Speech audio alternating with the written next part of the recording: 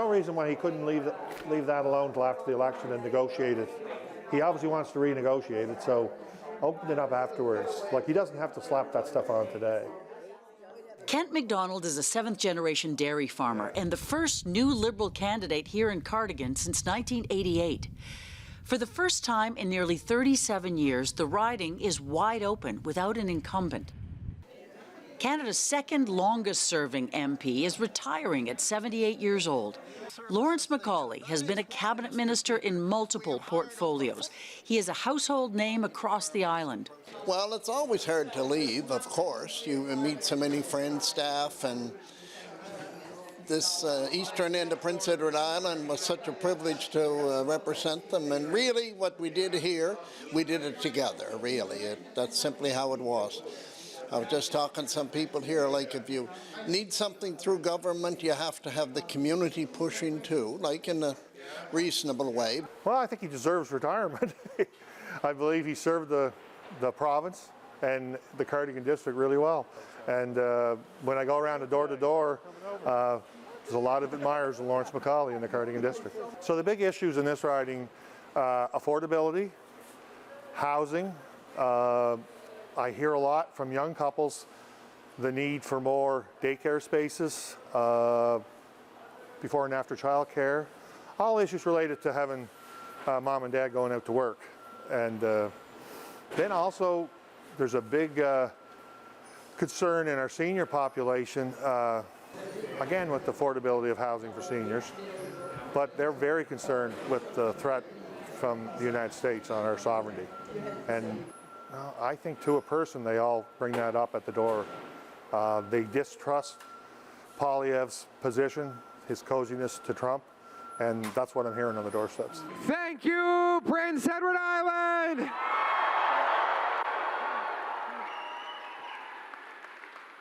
Who is ready for change in Canada? Who's ready to get rid of those terrible tolls on the bridge?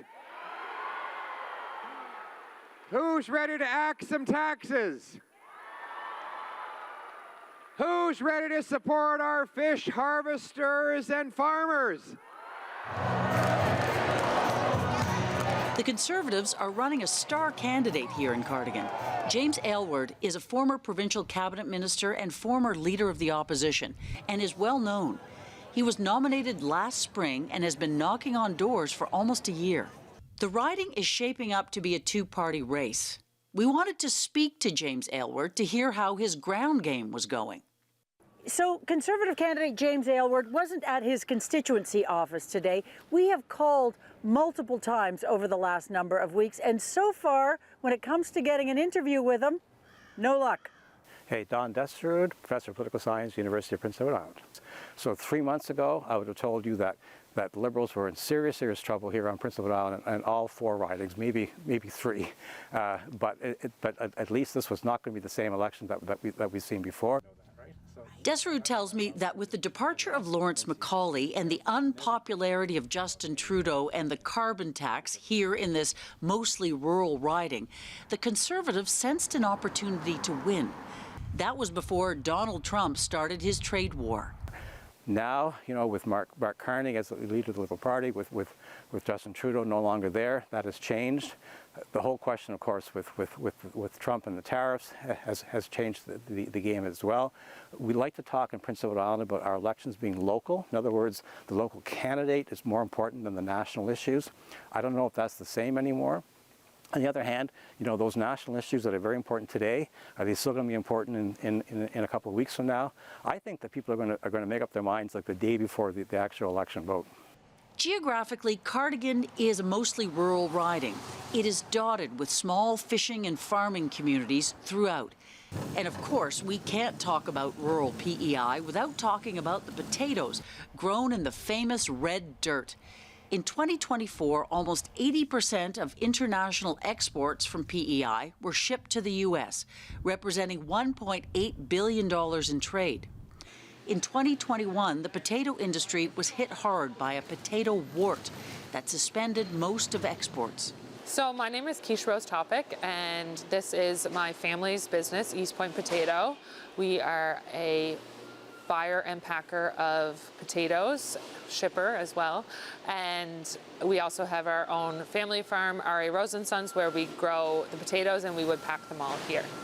It was in a field that was suspected of being an index field or something of that type. But in the eastern end, we haven't been as in the know of it all, but it has affected us with shipping. That year we couldn't ship to the U.S. for a number of months, and we're under a very stringent guidelines to continue to ship. So and what do you think about the tariffs that we're hearing Donald Trump talk about? How will that affect your industry? I mean, it's mentally draining, especially that. It will majorly affect our industry, especially a place such as this. I mean, our proximity to the New England states, the northeastern seaboard of the United States, it gives us that competitive advantage from a place like Idaho that grows millions of acres of potatoes, and we've built relationships there. We're rightly very angry at the unjustifiable tariffs and trade barriers that the U.S. president is imposing on our country. What a betrayal that is. But isn't it even crazier that it was our own Liberal government that imposed a ban on the export of PEI potatoes to the U.S.? You know, I mean, I've heard of foreign governments hitting Canada with tariffs. I've never heard of our own government hitting our own country. And we have the best, most ethical, responsible potato farmers in the world who have helped, who produce right here in Prince Edward Island. Well, to me, that's political speak. It's a misstatement. The Liberal government didn't ban the export of PEI potatoes. It was the process of CFIA finding potato wort in a very limited seed sample in PEI. So, but we're still working through that, and it's unfortunate. One of the things that is not political speak is the barrier felt by exporters here on PEI when it comes to getting their products from here to the mainland. Behind me, you see the Confederation Bridge. It was built in 1997, and it's 13 kilometers long. Now, every time you want to leave the island to head to the mainland, it's going to cost you at least $50 per vehicle. So, as a result, tolls have become a significant issue in this election. On day 2 of the campaign, Deputy Conservative leader Melissa Lantsman was here with all 4 island candidates and committed to removing all tolls on the bridge. The Liberal position isn't that different. Kent MacDonald says tolls on the bridge and on the ferries need to be reduced. So if we are serious about knocking down interprovincial barriers and doing trade across Canada, then the highway system has to be free to everybody. And the Liberal Party has suggested or gave assurances to the Premier of PEI that there would be news coming on tolls at the bridge and equal treatment to the ferry system at Wood Islands. And obviously the ferry system is vital to PEI because if there's ever a catastrophe at the bridge, it's our only way to leave PEI. So the federal government is going to do our bit. We will legislate by July 1st the removal of all our barriers, free trade in Canada by Canada Day. Trade and tariffs are never far from what people here want to talk about these days. These fishermen wanted to know what help they can expect from the federal government to help deal with tariffs both from the U.S. and China. So what about the Chinese tariffs that were placed on us a while back here? We just found out about the 25%. Is there going to be a response to that? So the way their insurance program works, they can trigger a payment, I think it was at 80%, and now they can trigger it sooner if their yield drops or their price drops. So the lobster industry, now obviously I haven't talked directly to Carney, but I've talked to the campaign team and asked the question, what's going to happen for the Atlantic seafood if this 25% tariff stays on? And I've been told that, like in real time, they'll create measures to deal with the hurt. If there's economic hurt in the lobster industry, then they'll create a measure at the federal government level to deal with it. That's what I've been told. This is my dog, Sweet Pea, posing for the camera.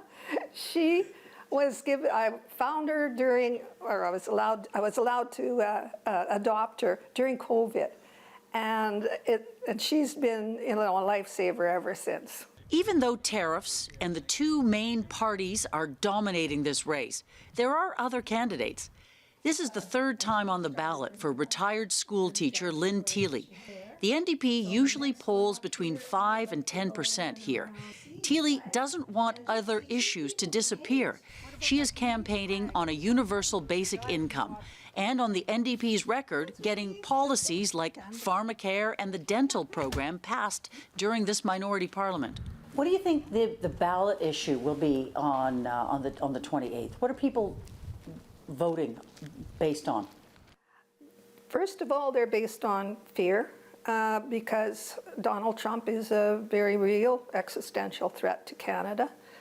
And then we are voting on our unity, on our patriotism, and that will carry us. So when the vote started, when we first heard that there'd be an election, everybody was so afraid because Pierre Poilievre was up in the polls, and he's voted against every single program that NDP's ever wanted. And it looked like he was going to win a majority. So everybody was afraid of that. So when Mark Carney got in, then it all started to rebalance. And ever since then, the Liberals have been forging ahead and ahead and ahead. So where I'm thinking is, by the time we cast our ballots, they might be looking at what would happen if there was a majority Liberal government. And the NDP can tell you what'll happen if there's a majority Liberal. They won't do anything, ever. So I'm very sensitive to the issues. Retired public servant Maria Rodriguez is running for the Greens and wants to keep issues around climate change part of the conversation. A lot of people are trying to make the choice between those two parties because they're assuming that one of them is going to win. And I'm running for the Green Party, and of course in the Green Party we do know that the climate crisis is real, okay? It's very, very real, and it hits us here on the island. We have extreme weather events, we're low-lying lands, a very fragile coastline. Depending on our primary industries, agriculture, fisheries, very vulnerable to climate change. Outgoing Liberal veteran Lawrence MacAulay says he was successful here for such a long time because he was straightforward with people. He thinks the polls look good for the Liberals, of course, but has this advice for whoever replaces him. I think working as hard as you can in an honest manner with your constituents, and also if there's something you cannot do, tell them to. Don't, for me anyhow, if I can do something, I'll do my best. But if I can't do it, I'll call you up and tell you, or my staff would call up and say, look, we weren't able to do this now, perhaps later, but you need to be upfront with people. And that's our look at the riding of Cardigan. Up next, Charlottetown.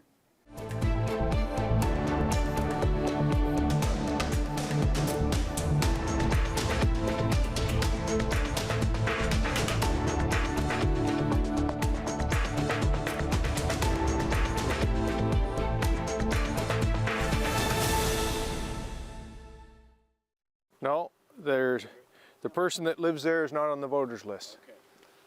So it's probably a new Canadian. It happens pretty frequently. That's why the database is so valuable. Longtime Liberal backbencher Sean Casey keeps a close eye on every voter in the riding and tracks them via the database on his phone. Well, this is something that I'm doing 11 hours a day, 6 days a week. So what are you hearing at the doors then? What are people telling you? The ballot question, without a doubt, 90% of the doors is who best to handle the relationship with the United States. And the answer most of the time is the person with the right temperament, with the right resume, with some depth. The adult in the room is Mark Carney. The guy who spent his entire working life on Parliament Hill isn't winning that ballot question on the doors here. And I'm getting that overwhelmingly. Normally, the ballot question is health care and affordability. But this time, you do hear about health care and affordability, but far and away, what we hear about most is Donald Trump. Charlottetown has been a Liberal stronghold since 1988. But over the last 18 months, the Conservative Party has been dominating in the polls, until recently. Last fall, Conservatives nominated Natalie Jameson, a former provincial education minister, as their candidate. She resigned from the cabinet to run federally. Now, Jameson is considered a star candidate for the Conservatives, and one of a handful that the party hopes will make a breakthrough for the party in Atlantic Canada. We're here in this large steel manufacturing plant about 50 kilometers outside of Charlottetown. We're just waiting for the leader, Pierre Poilievre, to arrive. There are hundreds of supporters here tonight from across the island. And we're also expecting to see 4 local Conservative candidates, including Natalie Jameson, who has so far not returned any of our calls for an interview. I am Natalie Jameson, your common sense Conservative candidate for Charlottetown, and I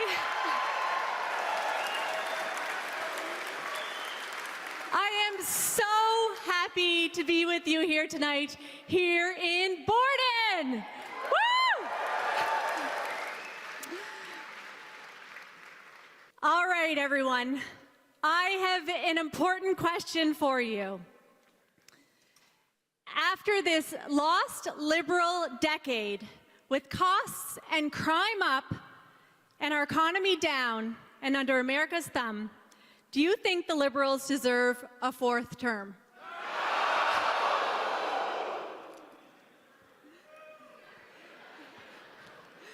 Pretty clear.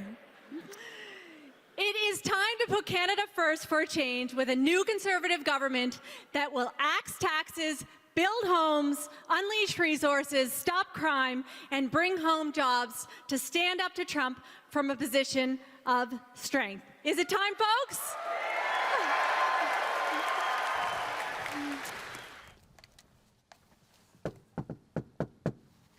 As a year-round door knocker, incumbent Sean Casey says he felt his support here was slipping last summer because of the unpopularity of Prime Minister Trudeau and the Liberal Party on the island.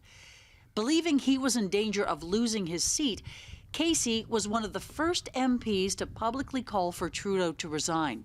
I did my job by voicing what I was hearing from my constituents. Now I've got to take my energy and direct them to winning my seat, and not on internal party matters. As far as I'm concerned, it's closed. Do you think, though, the Prime Minister listened to what he was told yesterday? Yes, I know he did. I was in the room, but he wasn't swayed. There's he felt very strongly. Our views weren't the only ones, like I say, it was a decision that he had the right to make. So how has Trump changed the fortunes of the Liberal Party here on PEI? Oh, big time. 2 months ago, the only thing they wanted to talk about was when you're going to get rid of Trudeau, and now they want to talk about who best to manage Trump. It's night and day. We were being walked off a cliff until Justin Trudeau stepped down and Donald Trump stepped up. What do you mean being walked off a cliff? Describe that for me. You knock on a door and they say, Sean, I know this is your 5th election. I voted for you in the last 4 elections. I can't do it. I don't like your leader. Over and over and over again. I don't get that anymore. UPEI political scientist Don Deserud says not having a cabinet minister from the island is seen by many here as a slight. And once Lawrence MacAulay stepped down, he was surprised that Sean Casey did not make it into Mark Carney's cabinet. In fact, the Prime Minister left PEI out of the cabinet altogether. Once he left, the expectation was that, now finally, Charlottetown will get his cabinet minister, and that did not happen. And I would have to say that from the standpoint of strategy, that might have been a misstep by Mark Carney. I don't know why he couldn't have made a cabinet choice now. Charlottetown is home to 1/4 of islanders, despite its small overall number of people compared to other Canadian cities. Charlottetown shares many big city problems, including poverty, housing instability and homelessness, aging infrastructure, and a lack of access to health care, along with a crippling labor shortage. But the perennial questions, the perennial issues other than that are healthcare and affordability, primarily. And here in PEI, we've led the country in population growth. That has put a dramatic strain on infrastructure. It's put a dramatic strain on access to health care, the population in the schools, the price of houses, all that. And you hear lots, and seniors. Everything's going up except my check. So it's How has the Liberal government responded to things like housing and affordability? I mean, the government's been criticized for not doing enough. You've been in power for 10 years. Yep. And I mean, the most recent announcement from Prime Minister Carney is 500,000 houses a year. The federal government's getting back in the housing business. It's going to be like a post-war effort for that. And there have been several other measures. I mean, the fact of the matter is in PEI is that our bottleneck is labor. So there are at least 2,000 vacant construction jobs in PEI. Even if PEI could recruit labor from other provinces, as an island, there is a feeling that bridge tolls are an unfair barrier. We're also very pleased to re-announce what we committed to already, which is that we're going to put Canada first, allow true free trade and the flow of goods across and people across the big bridge, toll-free.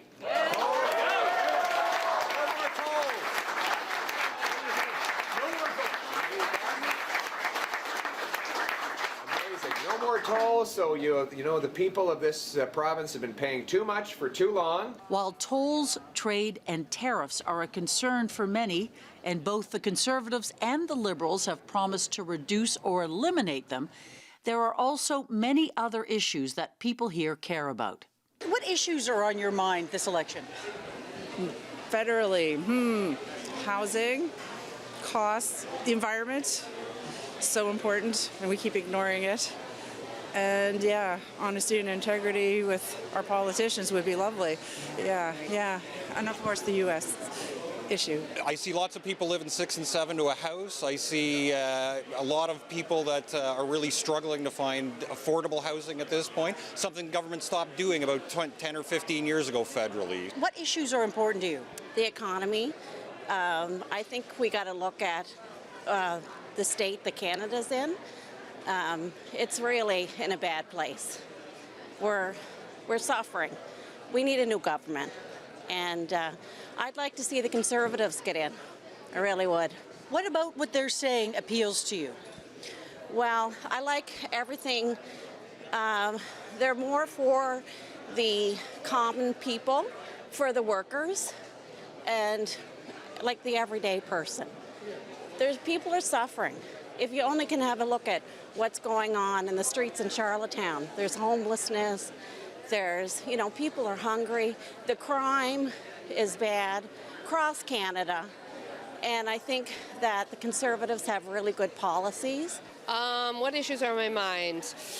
The state of the world, the war that Israel is waging on Palestine, the state of the climate, not voting for Pierre Poilievre, and cost of living, of course, is on my mind. The main issue, I don't know if I have a main issue. I think it's kind of a poly-crisis that we're facing and that there's a lot of issues coming together. But my main objective is to not let the Conservatives get a majority government, or any government would be preferable, but especially not a majority. Housing, affordability, crime, these are all important issues to people here. Professor Desarud says while voters are concerned about the trade and tariff dispute with the U.S., it's still very much local issues that dominate here. It's both, because the local issues are always matter. The local issues are the same ones that you see across the country, even though, of course, they have a local flavor. And that's things like healthcare, and that's things like the export market, and that's things like the economy in general. It's also environmental issues. Prince Edward Island is a fragile island. We understand climate change. We've had huge storms, and you really see the impact. And we're still seeing the after effects of storms like Fiona. So people are very concerned about those issues. They want to see a government that takes them seriously and is paying close attention to them. But the big ones, housing, healthcare, the opiate crisis, those things which you see everywhere, also have a very local concern right in Charlottetown. I am now also the first federal non-binary candidate in Prince Edward Island. Hello, I'm Daniel Cousins, and I am running in Charlottetown, Prince Edward Island for the Green Party. I'm focusing on three main things that all coincide with affordability. So those three are the three H's that I think no one should have to choose between, and that's their hunger, their health, and their housing. In Charlottetown, Prince Edward Island, we've been in a housing crisis for years. It has been a major election issue for so long, and so many people have to question, can I afford rent? Joe Byrne, I'm the New Democrat candidate for the. Nice to see you. Nice to see you too. Joe Byrne is the former leader of PEI's New Democrats, and this is his fourth time on the ballot in a federal election. He says even though he's a long shot to win, he keeps running because he doesn't want issues that are important to him to be forgotten. And I remember 1993 when Jean Chrétien wandered around this country waving his little red book like Mao Zedong and saying that we were going to have a farm care program. The Liberals had 7 times that they governed over more than 20 years. And the only time they delivered those programs was when Jagmeet had the courage and the wisdom to say, here's a line. If you want to govern with our support, you must deliver these programs for Canadians.